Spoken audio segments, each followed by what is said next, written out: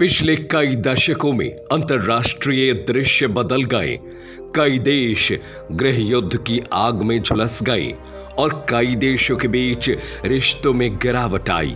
लेकिन भारत ने कुछ ऐसे देशों को अपना दोस्त बनाया जो पिछले कई दशकों से दोस्ती निभा रहे हैं और आज तक भारत के साथ इन देशों के संबंधों में खटास देखने को नहीं मिली।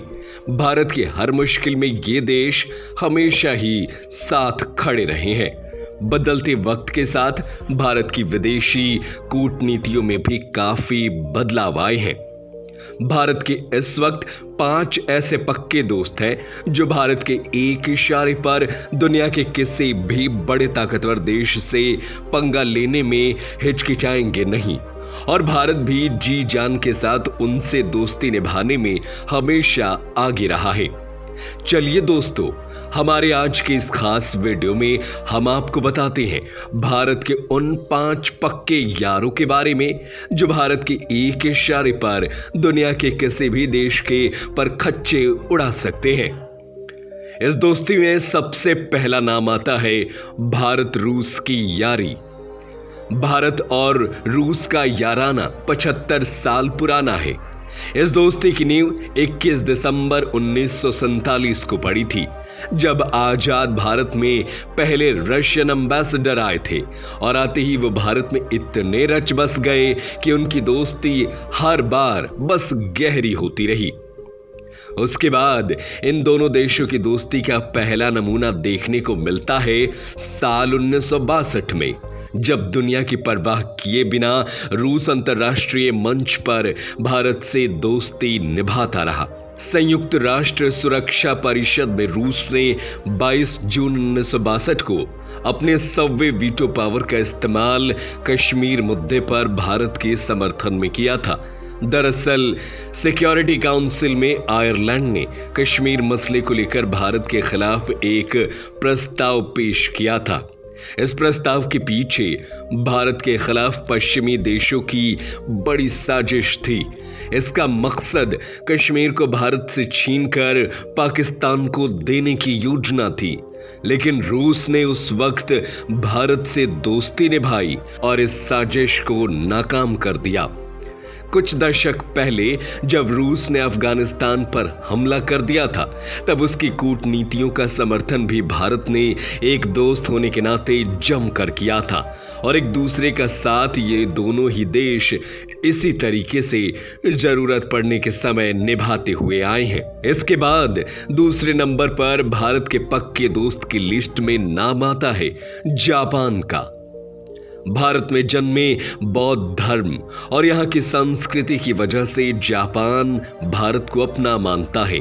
ये दोनों देश एशिया की सुरक्षा, स्टेबिलिटी और प्रॉस्पेरिटी को बढ़ावा देने के साथ विश्व शांति और कॉमन डेवलपमेंट को बढ़ावा देने के लिए एक समान इच्छा रखते हैं। तो वहीं दूसरी तरफ भारत का समर्थन जापान युद्ध के दौरान भी बढ़ चढ़कर करता है।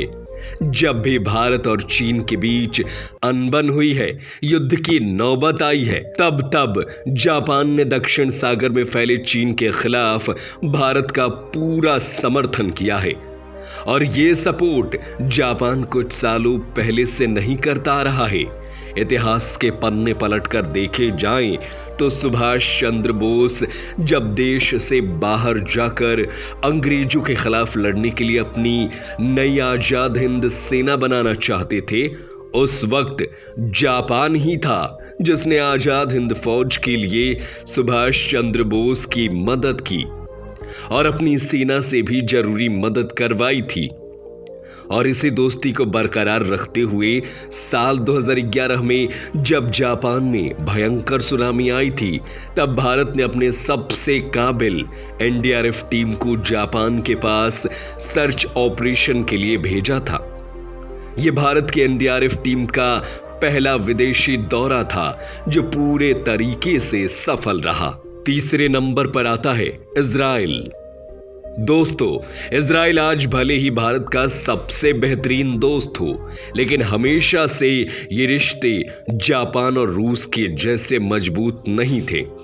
भारत और इजराइल लगभग एक साथ आजाद हुए थे, लेकिन शुरुआती समय के दौरान भारत ने यूएन में इजराइल को एक अलग देश बनाने के खिलाफ वोट दे दिया था, जिसके बाद से ही इन दोनों के रिश्तों में खटास आई थी। लेकिन कुछ वक्त बाद साल 1950 में जब भारत ने इजराइल को एक अलग राष्ट्र बनाने के विचार में समर्थन दिया, तो उसके बाद से भारत और इजराइल के रिश्तों की सारी दरारें मिट गई।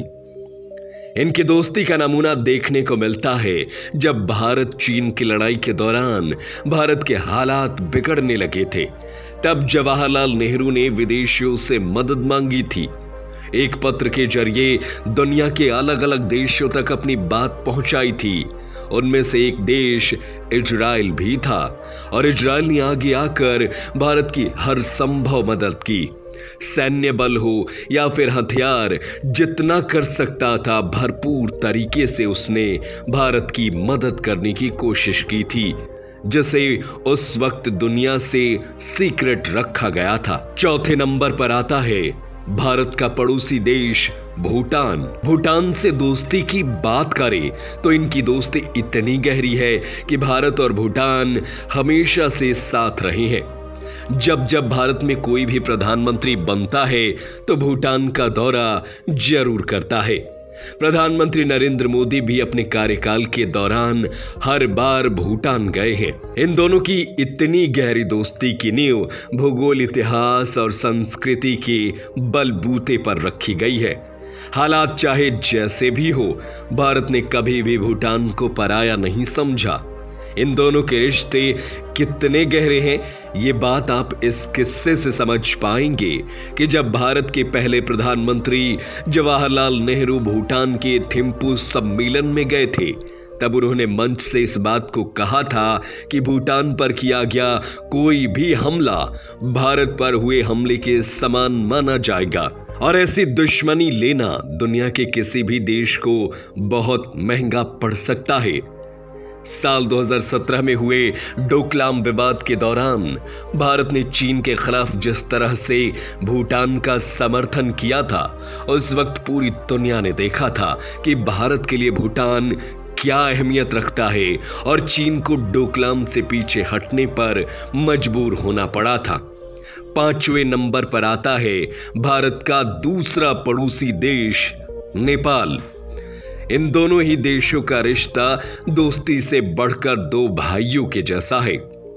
इन दोनों ही देशों की संस्कृति और इतिहास इतने ज्यादा मिले हुए हैं कि आप ये बात जानते होंगे कि मां सीता की जन्मभूमि और भगवान बुद्ध की जन्मभूमि नेपाल में है। तो ऐसे में साफ है कि नेपाल भारत के लिए किसी तीर्थ स्थल से कम नहीं है। साथ ही साथ युद्ध के नजरिए से देखा जाए तो भारत में गोरखा रेजिमेंट में ज्यादातर सैनिक नेपाल के गोरखा होते हैं। करगिल युद्ध के दौरान गोरखा रेजिमेंट की बहादुरी को हमारा देश भारत कभी नहीं भूल पाएगा और इन्हीं कारणों की वजह से नेपाल और भारत के संबंध दोस्ती से बढ़कर हमेशा ही घरेलू रहेंगे। दोस्तों, ये थे भारत के वो 5 देश जो भारत के इशारे पर दुश्मनों को धाराशायी करने में जरा भी नहीं सोचेंगे। तो क्या कहेंगे आप? हमें अपने विचार कमेंट करके जरूर बताएं। साथ ही साथ वीडियो को लाइक और शेयर करना बिल्कुल ना भूलें। चैनल को जरूर सब्सक्राइब करें ताकि ऐसी इंटरेस्टिंग खबरें सबसे पहले आप तक पहुंच सके। जय हिंद, जय भारत।